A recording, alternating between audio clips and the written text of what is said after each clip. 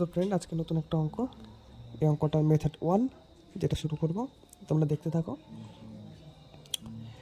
তো a is to B লিখে নিচ্ছি আমরা এবার, ইকুয়াল টু 2:3। ঠিক আছে বন্ধুরা, এবং b is to C equal to 4:5। তো এখানে কি বলেছে, a ইজ টু সি এর মান বার করতে হবে। তো এই জন্য উপরে আমি প্রথমে বি এর মানটা সমান করতে হবে। তো তার জন্য উপরে গুণ করব 4 দিয়ে, কারণ নিচে আমার বি এর মান 4 আছে, তাই না? আর নিচে গুণ করব 3 দিয়ে, কারণ উপরে আমার বি এর মান 3 আছে। তো এটা গুণ করলে কি দাঁড়াচ্ছে, এটা গুণ করলে এ এর মান দাঁড়াচ্ছে 8 আর বি এর মান দাঁড়াচ্ছে 12।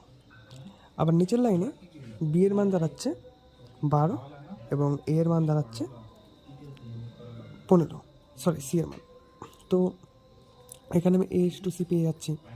তো এখানে আমার a টু সির মান কত হচ্ছে, এখানে আমার a টু সির মান হচ্ছে 12:15। ঠিক আছে, তো ওটা আমি এখন লিখে নেব। তো এবার যদি মেথড 2, যেটা মেথড 2 আছে, এটা আমি করে দেখাচ্ছি। তো এটা আমি কী করে করব, এটা আমার করার নিয়ম হলো a টু বি লিখে নিচ্ছি আমি, এবং তারপরে সি দিয়ে দিলাম, a to B to C. এবার a টু বি এর মান বসিয়ে নিচ্ছি, কত, 2:3। তো এটা আমি বসিয়ে নিলাম, এবং নিচের লাইনে আমি একটা ফাঁকা রেখে দেবো। ফাঁকা রেখে নিচের লাইনে লিখবো বি টু সি এর মান কত আছে, 4:5। তো সেটা আমি লিখে দেখাচ্ছি। এবার এখানে আমাকে একটা নতুন ট্রিক, এটা সবাই মনে রাখবে, খুব ভালো হবে। বি এর মান 3 আছে, তাই এ পাশে 3 বসিয়ে দিলাম, এবং এখানে বি এর মান 4 আছে, তাই আমি এ পাশটাতে 4 বসিয়ে দিলাম, মানে কোনো ব্ল্যাঙ্ক রাখা যাবে না। তো এবার আমাকে কি করতে হবে, শুধু ওপর নিচে গুণ করলেই হয়ে যাবে। তো আমি গুণ করে দিলাম, 8:12:15 হচ্ছে, তোমরা দেখতেই পাচ্ছ।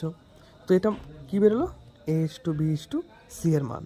ঠিক আছে, তো এখানে আমি বলতেই পারি যে এ বি এর মান আগে ছিল কত, 2:3, আর এখানে কত হলো, এখন দেখো হলো 8:12।